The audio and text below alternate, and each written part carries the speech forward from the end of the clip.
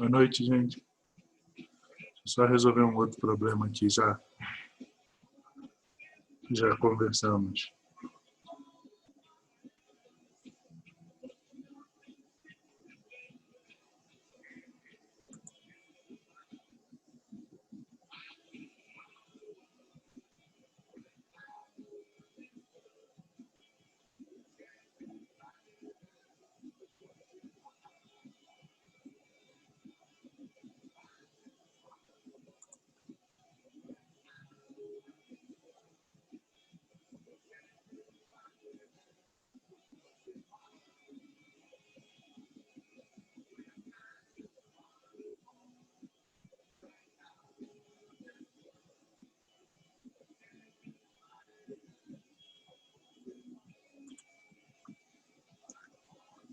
Boa noite, gente. Boa noite, todo mundo.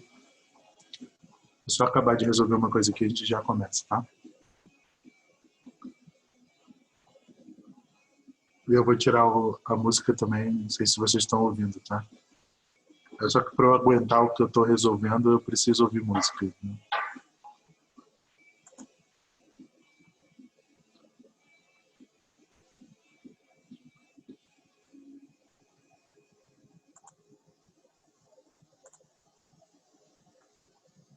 Boa noite.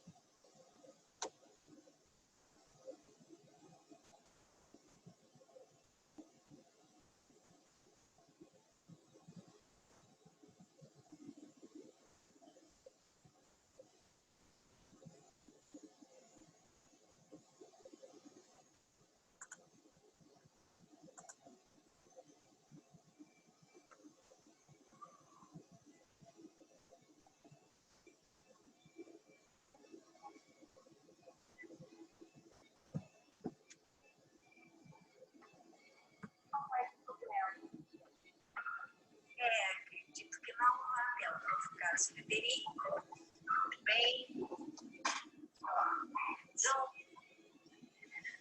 Quase todos. Boa noite. Que ainda não apareceu. Mas não apareceu? Não, esqueceu. Não, acho que não.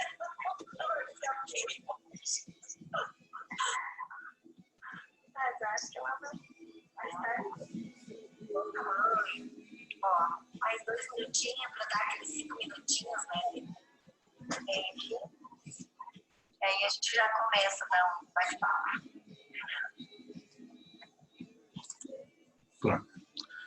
Pronto, gente, resolvi. Boa noite para todo mundo, que eu não falei ainda. Deixa eu tirar minha música. Quando eu estou resolvendo problemas, eu preciso ouvir música, mas vocês não precisam ficar ouvindo as minhas músicas, né? Então deixa eu tirar aqui. Só um minuto.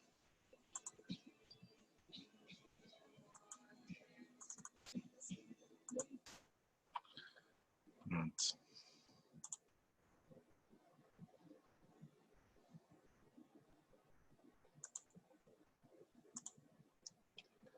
Ninguém merece, né? Tem certas coisas que só com muita música para poder resolver.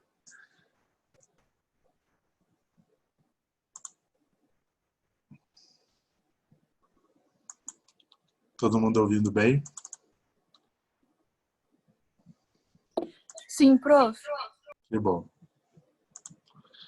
Então deixa eu partilhar a tela aqui com vocês. Pronto. Acabar de admitir os últimos aqui.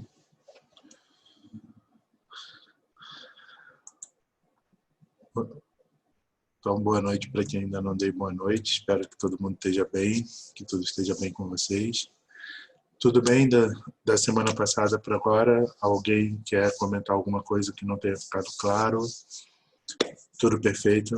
A gente tinha parado aqui nos reflexos, né? Fotomotor, consensual, de acomodação. Me lembrem se eu estou com uma boa memória ou se não foi aqui que a gente parou, mas eu acho que tinha sido, né? Alguém lembra?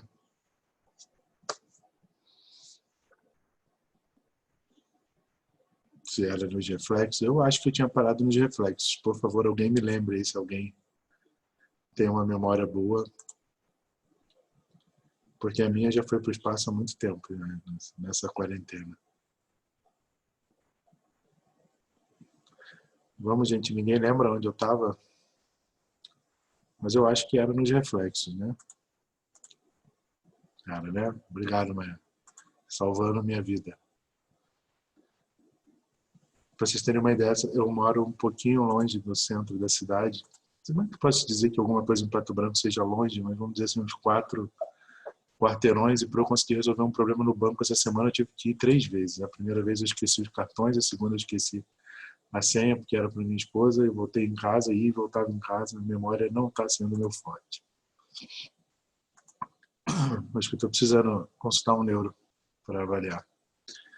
Bom, então a gente tinha falado, vamos começar um pouquinho sobre os reflexos, né? O exame dos... eu imagino que não tá. Acho que ninguém tá, né, Beatriz? Nessa época já tá difícil essa quarentena. Não tá precisando... Assim, eu contei essa para vocês para não ficar com vergonha da outra, que eu estacionei meu carro em frente ao consultório essa semana e deixei com a chave dentro, na ignição. E saí, fui pro consultório, atendi a manhã inteira. Quando eu fui sair do consultório, eu falei, gente, cadê a chave do meu carro? Aí liguei para minha secretária e falei, vê se eu esqueci no bolso do jaleco. Ela falou, não, doutor, não tá aqui. Eu falei, caraca, eu acho que eu esqueci na ignição. Fui no carro, aí tava na ignição. Eu só tô contando isso porque a minha esposa tá tomando banho, porque se ela ouve eu falar isso eu ia apanhar. Então, por isso que eu tô contando, ela não tá ouvindo. Né? Mas pra você ter uma ideia de como a memória tá no limite, assim, tá feia a coisa. Vai melhorar, né? Eu espero. Bom, então a gente falou dos reflexos, né? Fotomotor, consensual, reflexo de acomodação, que envolvem 3 nervos, principalmente, o terceiro, quarto e sexto nervo craniano, e também a porção parasimpática do terceiro nervo, que é do núcleo de Edinger-Westphal. Então vamos continuando, e aí a gente vai passar para o nosso caso clínico. A gente falou das paralisias da motilidade, né? Considerando estrabismo divergente, estrabismo convergente, paralisia de terceiro, paralisia de sexto, paralisia de quarto nervo, um distúrbio da motilidade ocular extrínseca. Aí não sei se vocês lembram do caso, era um caso de uma mulher de 42 anos e apresentou de forma súbita uma cefaleia de forte intensidade seguida de diplopia. Ao dar entrada, ela apresentava um estrabismo divergente, tá, à direita com pitose palpebral. E o exame clínico demonstrava uma midríase paralítica com perda do reflexo fotomotor à direita e o reflexo consensual à esquerda preservado. Então, no olho direito eu colocava a luz, eu não tinha o reflexo fotomotor. Aí, relembrando o que a gente tinha falado, quando eu coloco a luz e não tenho reflexo fotomotor, eu tenho uma paralisia do terceiro nervo craniano, ou será que eu tenho uma lesão do segundo nervo, do nervo óptico, que não está levando o impulso luminoso? Como é que eu vou saber? Reflexo consensual do lado esquerdo. Eu coloquei a luz, o lado esquerdo fazia a contração da pupila. Então, o impulso luminoso está passando. O que está lesado aqui é o terceiro nervo craniano. E com isso, né, a gente já responde algumas coisas. Aqui está a foto da nossa paciente, a foto tem autorização dela. E vocês lembram que eu falei para vocês que o paciente entra com o dedão aqui levantando a pálpebra, né? Por quê? Porque ele tem a pitose palpebral, por lesão no terceiro nervo craniano. Então, vocês veem aquele desenho que eu mostrei para vocês, demonstrado na realidade. Uma paciente com um estrabismo divergente, o olho direito dela está desviado para fora, tem uma midríase, vocês conseguem ver como a pupila está mais dilatada à direita, né? Tem uma pitose, que ela está levantando a pálpebra para poder ver, e aí você tem uma paralisia clássica do terceiro nervo craniano. E com isso, a gente já responde a nossa primeira indagação, né? Qual nervo craniano está acometido? Alguma hipótese? E como a gente explicaria isso anatomicamente? Como é que eu teria uma explicação anatômica para uma paralisia do terceiro nervo craniano associada a uma paciente que tem uma cefaleia súbita e depois, posteriormente, desenvolve uma paralisia completa do terceiro nervo craniano? Como é que eu vou explicar isso do ponto de vista anatômico e qual é o nervo que está sendo afetado? Então, vamos explicar. O nervo que está sendo afetado é o terceiro nervo craniano, que é o constritor da pupila. Só um momento, gente. Bernardo, está tomando banho. Filho é uma desgraça. É muito bom, mas às vezes cansa. Brincando, tadinho, eu adoro ele. Terceiro nervo craniano, então, por quê? Porque temos o constritor da pupila, a porção parasimpática, o núcleo de Edinger, a paralisia do músculo reto medial, que é a inervação do terceiro nervo craniano, e do elevador da pálpebra. E isso vai fazer com que a gente tenha um estrabismo divergente, uma midríase e uma ptose palpebral. Então, não é difícil a gente, lembrando anatomicamente quais as funções, e é esse o nosso objetivo aqui, né, correlacionar o exame clínico com a neuroanatomia, numa correlação clínico-anatômica. Então, a gente lembra da anatomia, o que faz o terceiro nervo? Quais são os músculos que o terceiro nervo inerva? Bom, então, quando ele for lesado, eu sei que eu não terei ação sobre esses músculos, e aí aparecerá uma síndrome relacionada à paralisia do terceiro nervo craniano. Tá? E aí, com que hipótese, como é que a gente explicaria isso? A hipótese clássica, e eu trouxe esse caso para vocês, porque isso é uma coisa que é importante do ponto de vista neurológico, ficar na cabeça de vocês, porque essa talvez seja uma das poucas vezes que vocês vão conseguir fazer um diagnóstico de um aneurisma, que não seja por acaso, tá? Para pedir um exame para investigar uma outra coisa no cérebro e descobrir um aneurisma. Ou todo histórico da família tem aneurisma, eu vou fazer um exame dessa pessoa para ver se ela tem. Tá? Mas é um acaso, ela pode não ter. Então, uma das poucas vezes que a gente consegue descobrir um aneurisma, sem ser por acaso, sim por suspeitar que ele exista, e antes que ele rompa totalmente, e que a gente pode salvar a vida do paciente. Por que isso? Porque esse caso de paralisia de terceiro nervo craniano, para isso ficar claro na cabeça de vocês, até prova em contrário, ele está associado a um aneurisma de artéria comunicante posterior. Tá? Por que é essa relação entre o aneurisma e a artéria comunicante posterior? Deixa eu partilhar a tela aqui, para aqueles meus desenhos maravilhosos que vocês já estão acostumados a ver. Vão ter pesadelos quando acabar esses desenhos e vocês não ter mais esses desenhos. Então, nós temos aqui a entrada no crânio, nós temos a formação do quiasma óptico. O quiasma óptico nada mais é do que uma estrutura que, quando você vê através de microcirurgia, obviamente você não consegue ver o cruzamento das fibras, mas você vê anatomicamente o quiasma. Ele é um cruzamento. Então, ele vai fazer isso daqui. Está bem feio esse quiasma, mas é assim que você vê. Aqui, ao lado do quiasma, eu vou colocar em vermelhinho, entrando no crânio. O que a gente vai ter? Nós vamos ter a artéria carótida. Ela passa ao lado do quiasma. E o primeiro ramo dessa artéria carótida é a artéria comunicante posterior, do polígono de Willis. Vocês vão lembrar do polígono de Willis. A carótida continua, a artéria comunicante posterior. Dos dois lados, tá? Eu vou fazer de um lado só para ser mais fácil. Ao lado dessa artéria comunicante posterior, passa bem ao lado mesmo, em direção à órbita, nós temos o que passando? Nós temos o terceiro nervo craniano passando aqui. E ele está indo lá em direção à órbita. Então, o que vai acontecer? Bom, se eu tiver uma dilatação nessa região, tá? Se eu tiver uma dilatação nessa região da artéria comunicante posterior, fiz uma dilatação nessa região aqui, que é a formação do aneurisma. O que eu vou comprimir? Diretamente o terceiro nervo craniano. Tá? Então, essa é a visão anatômica microcirúrgica de quando você vai fazer uma clipagem de aneurisma cerebral. Você coloca a espátula por trás da órbita, acha o quiasma, disseca a carótida, acha a comunicante, pegou o terceiro nervo, você clipa o aneurisma. Tá? E essa é uma das únicas vezes que a gente vai conseguir diagnosticar um aneurisma antes que ele rompa totalmente, porque ele comprime o terceiro nervo craniano. Então, vocês viram a compressão de terceiro nervo craniano, um paciente relativamente jovem, 40 anos, até prova em contrário, o que nós temos ali é um aneurisma de artéria comunicante posterior, e aqui no caso direito. Então, um aneurisma de artéria comunicante posterior direito. E assim, a gente consegue explicar anatomicamente por que do aparecimento da lesão do terceiro nervo craniano, da paralisia do terceiro nervo craniano, e qual é a nossa principal hipótese diagnóstica. Ficou claro, gente, esse caso? Tá? Lembrem-se sempre dele. Se vocês tiverem uma emergência, vocês virem um paciente com paralisia total de terceiro nervo craniano, interne esse paciente para investigar com urgência, você pode salvar a vida dele, porque está na iminência de romper esse aneurisma. Ele cresceu a ponto de comprimir o terceiro nervo craniano. Então, sempre lembrem desse caso, porque é um caso que vocês, quem for trabalhar em emergência, provavelmente em algum momento vai se deparar com esse tipo de lesão do terceiro nervo. Tá?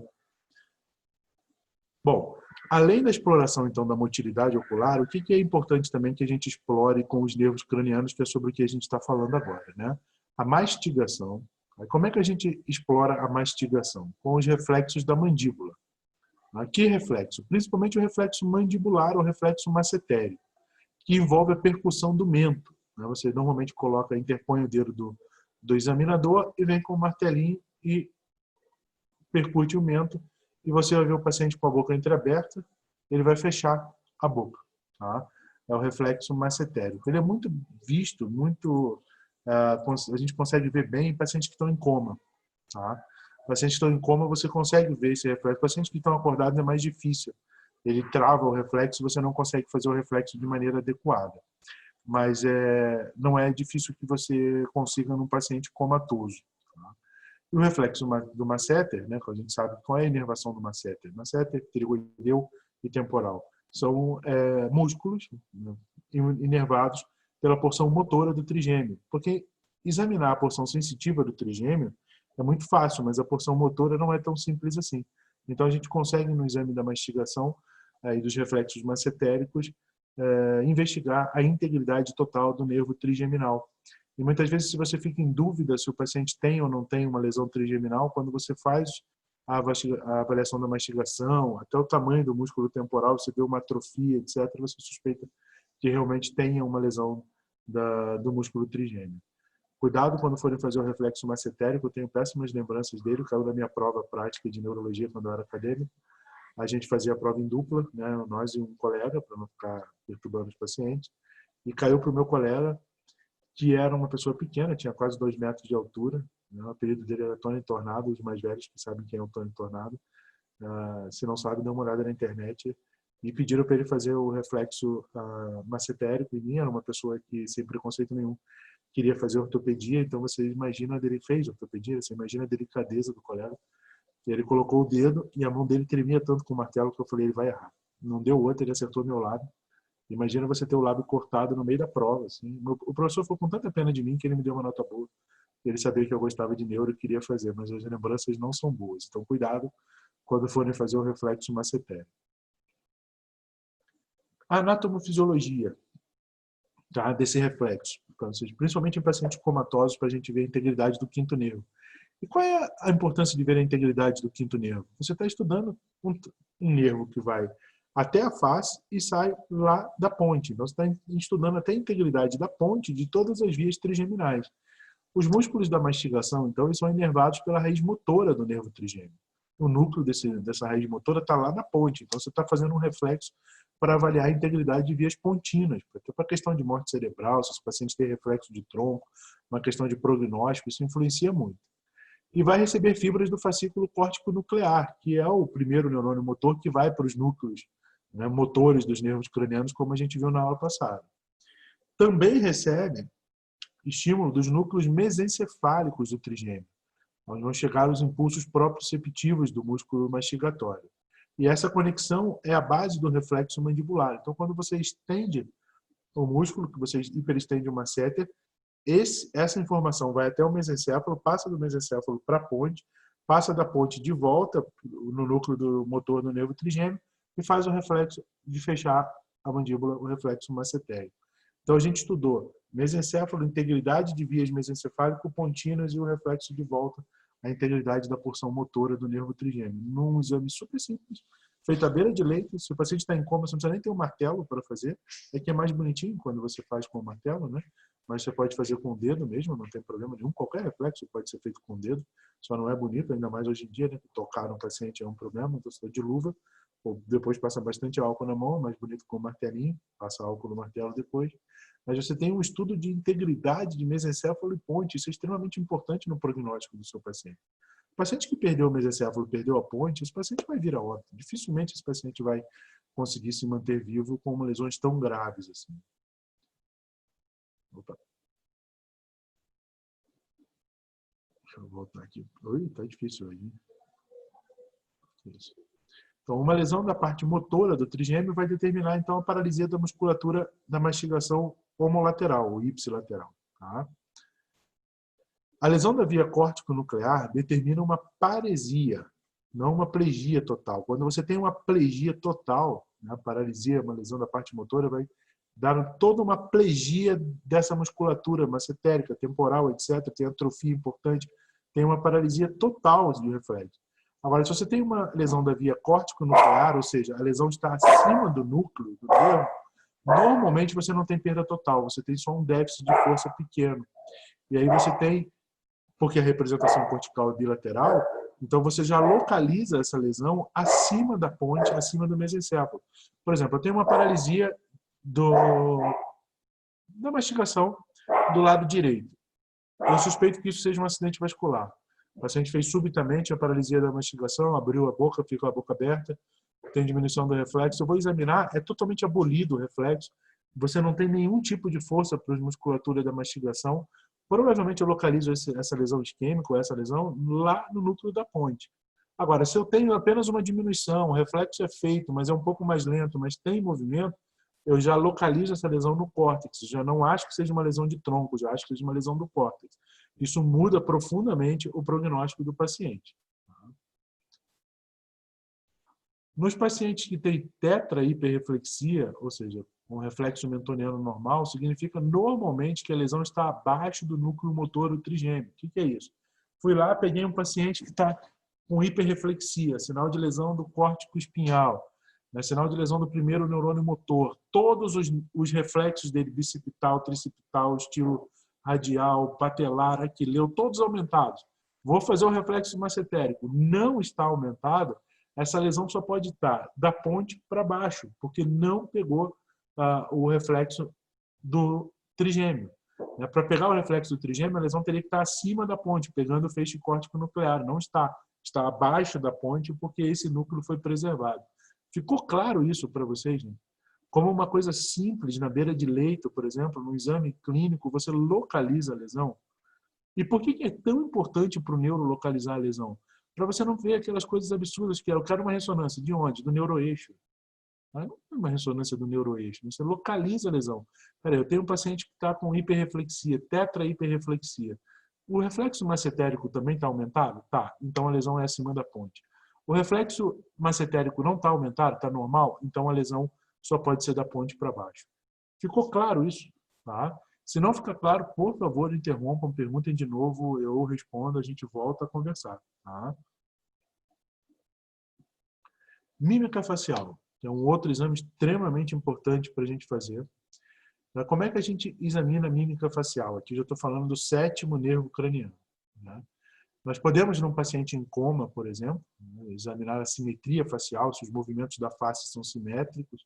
A gente faz uma manobra chamada manobra de Pierre-Marie-Foix, que é a compressão bilateral do ângulo da mandíbula. Você comprime aqui o ângulo da mandíbula ou a região supraorbitária, dói para burro, né? Que a gente vai fazendo em casa, aí vai ver que dói. E o paciente enruga a testa e movimenta a face bilateralmente pela dor. Tá? Então, se você tem uma simetria da face, significa que ambos os nervos faciais estão preservados. Você também pode fazer o reflexo orbicular das pálpebras. Tá? O que é o reflexo orbicular das pálpebras? Você faz uma percussão na região frontotemporal, né? Ou temporal pode fazer, mas não é normal. Normalmente a gente faz na glabela mesmo, é mais frontal do que temporal na glabela. E aí você vai fazer uma oclusão palpebral bilateral. Não confunda isso com piscar. Tá? O paciente, quando vê alguma coisa se aproximando, pisca. Mas não é isso, não é o reflexo de piscar.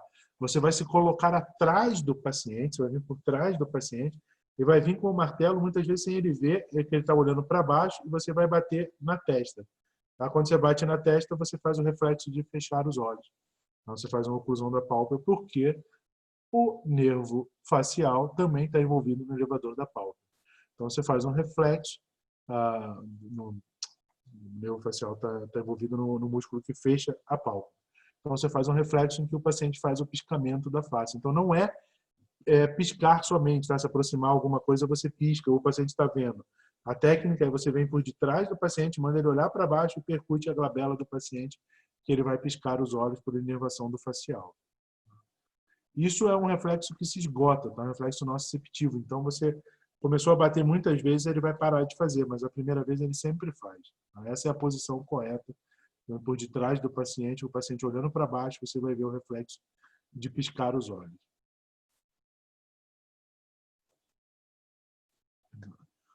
Já o reflexo do orbicular dos lábios, ou oro-orbicular, também é possível, tá? É a percussão do lábio superior. A gente tem o reflexo do masseter, né, que é do lábio inferior, em que você fecha a mandíbula, que é no músculo do nervo trigêmeo.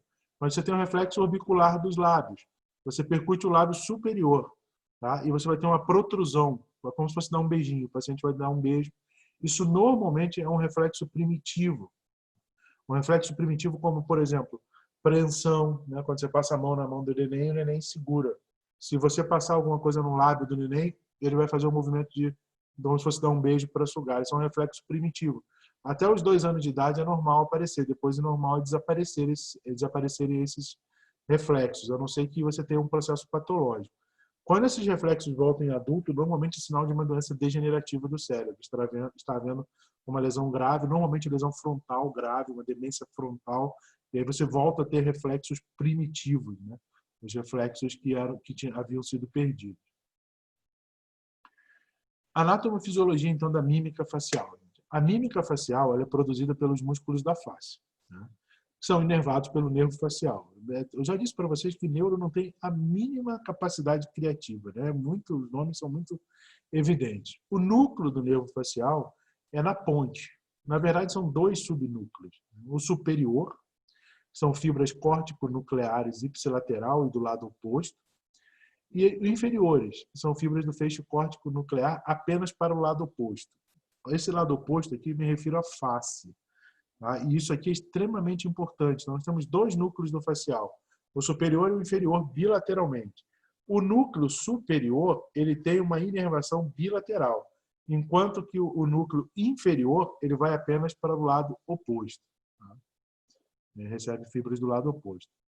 Após essas fibras passarem pelo ângulo ponto cerebral, elas vão penetrar no meato acústico interno e emergem pelo forame estilomastoideu. Então, o facial possui, na verdade, 2 núcleos.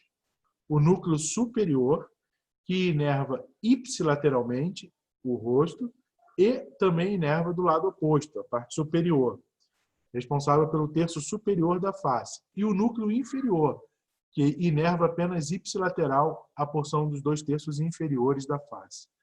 Não sei se ficou claro isso para vocês. Eu vou depois fazer um desenho para vocês entenderem melhor. A paralisia periférica, então, vai afetar toda uma hemiface. Quando pegar toda a hemiface, é uma paralisia facial periférica.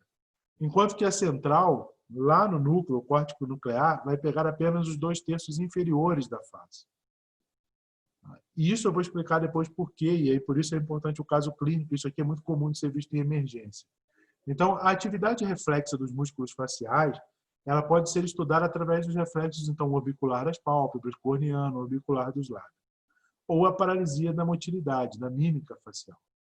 Então, nós temos o caso 2 aqui, dessa paralisia da mímica facial.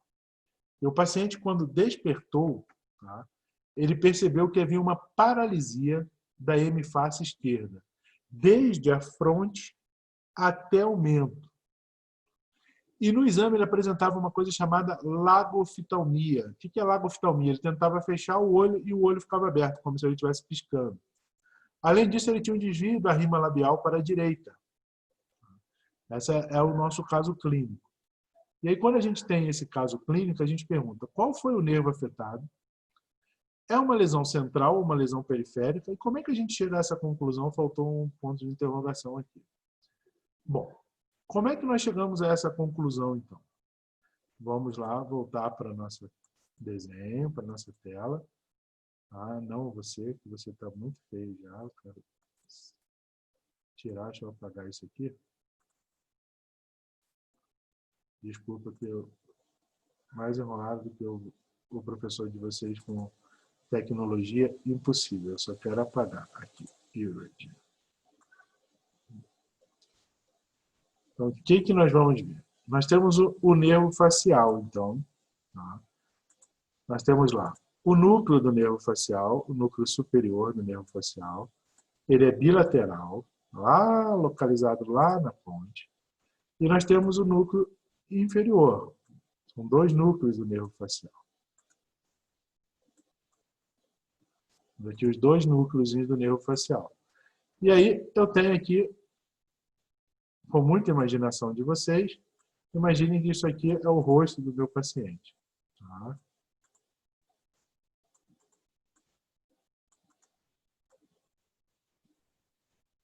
É o rostinho do meu paciente. E a gente tem aqui se tem alguma coisa que faça uma curvinha aqui, não é nada que faça, eu vou fazer retinho mesmo aqui a testa do meu paciente. Tá? O olho. A divisão vai ser basicamente no olho do paciente. Tá? Então, o que a gente chama de terço superior, desculpa, da face, é a partir do epicanto. Tá? Aqui é o terço superior da face.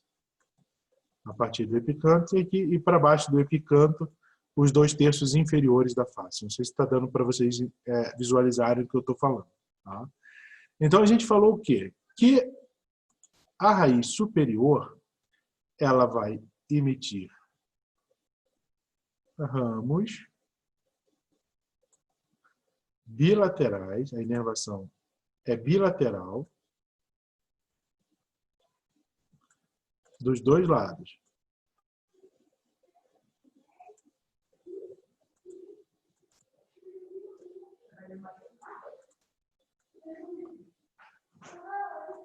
Enquanto que a inferior, ela é só ipsilateral. Não cruza a proporção do terço inferior da face. E todos esses nervos, tanto para a porção superior quanto para a porção inferior, eles só estão juntos, vamos botar aqui em verde, um desenho, eles só estão juntos quando eles já saíram do crânio. Tá? Aonde eles emergem do crânio? Onde a gente acabou de falar, no forame estilomastoideu.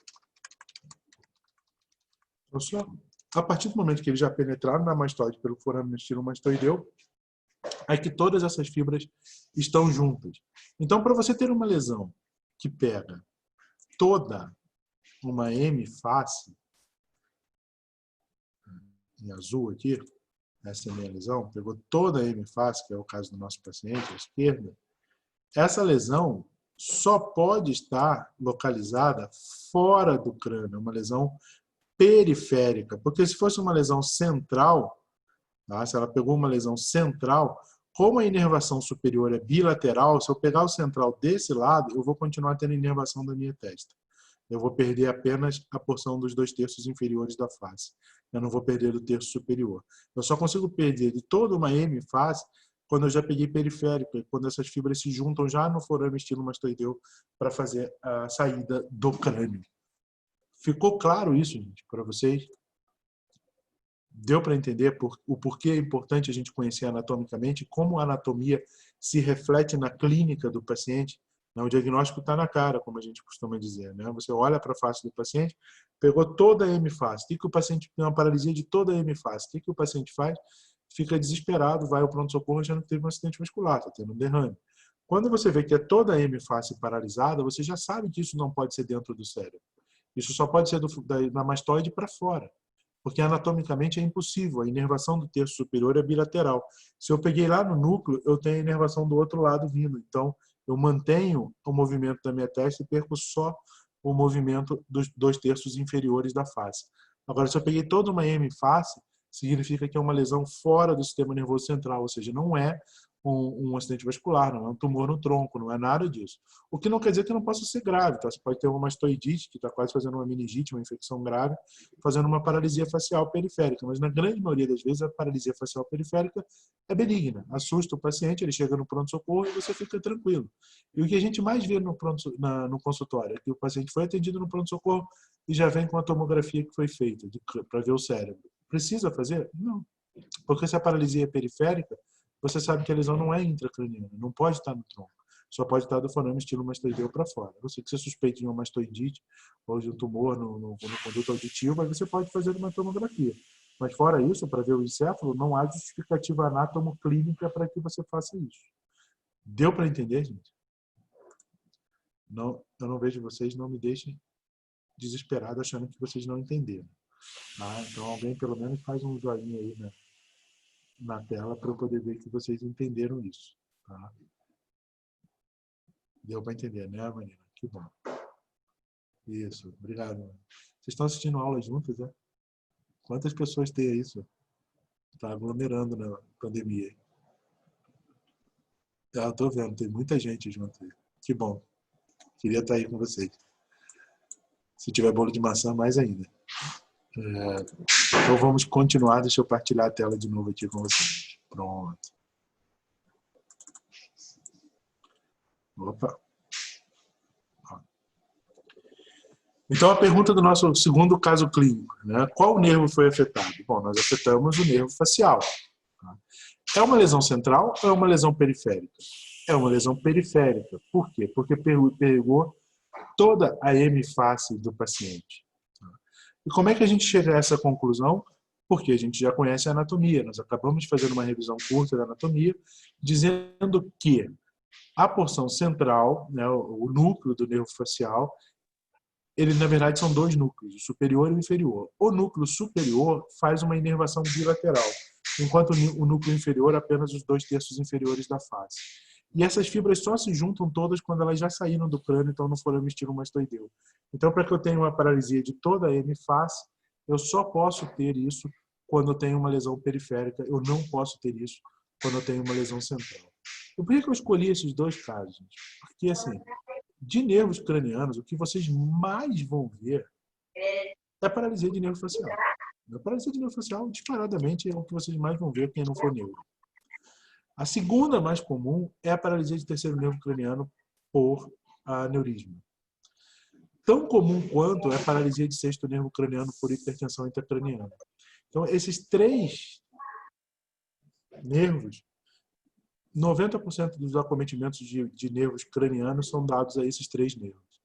Mas, fora a paralisia facial periférica, se não for uma mastoidite, os outros dois são sinais de alerta de hipertensão intracraniana ou de um provável aneurisma. Então, é um paciente que merece uma investigação mais profunda, merece uma investigação mais rápida.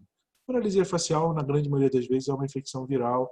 Você há um edema do meato acústico, do conduto auditivo, do forame estilomastoideu, e o nervo está ali dentro, ele incha um pouquinho por uma infecção viral. Há suspeitas de que possa ser herpética, nem sempre dá para garantir isso.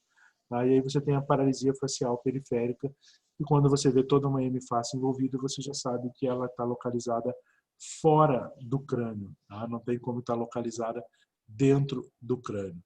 Deixa eu só ver uma coisa aqui, que eu não sei fazer. Se eu consigo buscar no meu computador aqui. Ah, não está aqui. Eu tinha que ter aberto antes, que eu ia mostrar uma foto de uma paralisia. Mas acho que todo mundo aqui já deve ter visto uma paralisia de nervo craniano, né?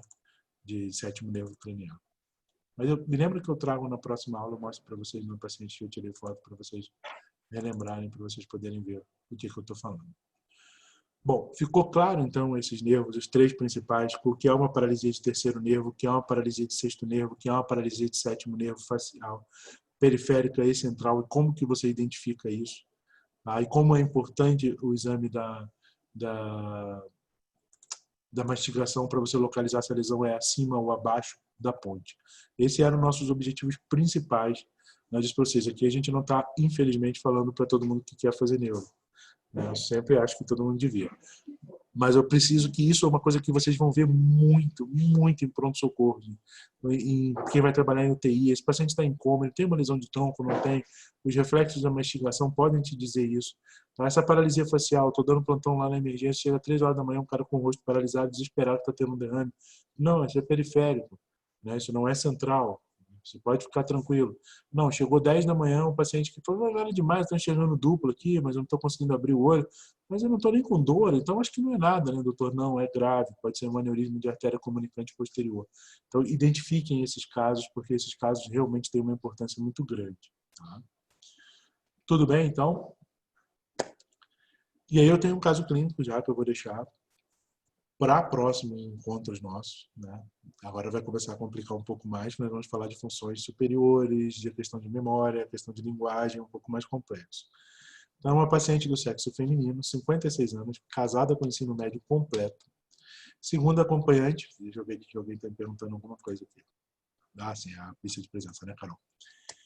Segunda acompanhante, ela iniciou há 3 anos um quadro caracterizado por apatia, anedonia e isolamento social. Primeira coisa quando você vê uma anamnese é identificar se tem algum termo que você não saiba o que é. Apatia, anedonia, o que seria isso? Se ninguém sabe o que é, não vou dizer, vamos pesquisar, né?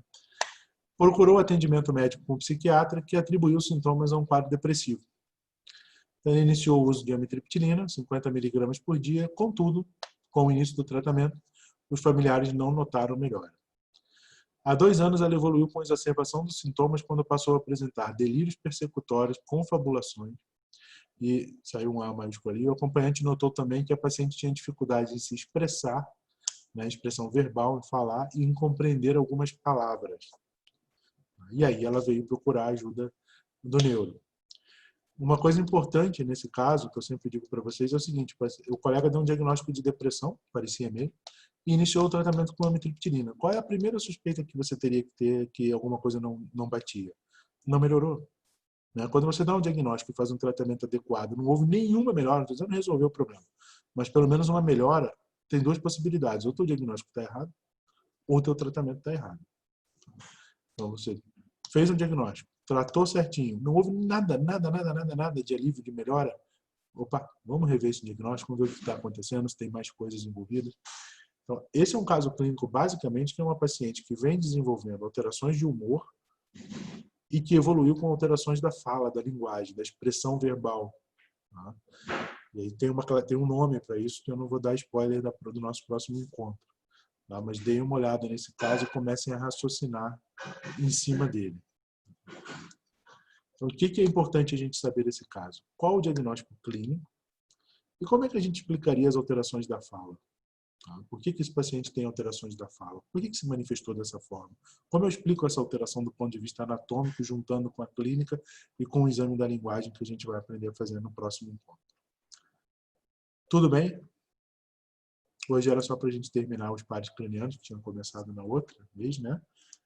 Mas até que eu falei bastante, 45 minutos é bastante, se vocês deixarem eu falo a noite inteira.